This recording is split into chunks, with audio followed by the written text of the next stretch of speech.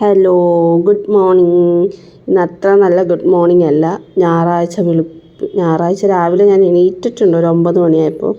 പക്ഷെ അത്ര നല്ല ഗുഡ് മോർണിംഗ് അല്ല എന്ന് പറയാൻ കാരണം ഇന്ന് വെളുപ്പിന് 5 മണിക്ക് പോയ കറണ്ടാണ് ഇതുവരെ വന്നിട്ടില്ല. പിന്നെ വേറൊരു പ്രശ്നം എന്താണെന്ന് വെച്ച് കഴിഞ്ഞാൽ വെള്ളവും ഇല്ല.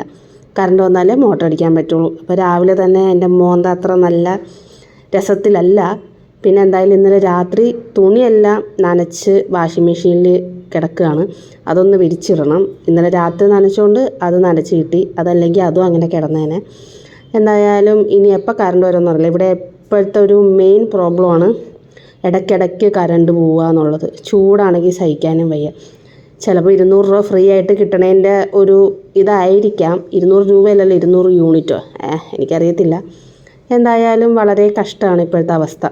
നേരെ തന്നെ രാവിലെ എണീറ്റ് വന്നതല്ലേ, അതൊക്കെ വിരിച്ചിട്ടു. പിന്നെ ഞാൻ ചായ ഇടാൻ വേണ്ടി കയറി.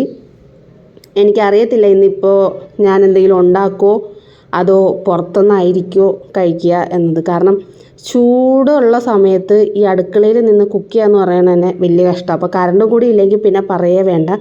മിക്കവാറും ഞാൻ എന്തെങ്കിലും പുറത്തുനിന്ന് ഓർഡർ ചെയ്യിപ്പിക്കാനായിരിക്കും പരിപാടി. എന്തായാലും ഇന്നിപ്പോൾ ഈ ചായയും കുടിച്ച് സ്റ്റാർട്ട് ചെയ്യാം. ബൈ.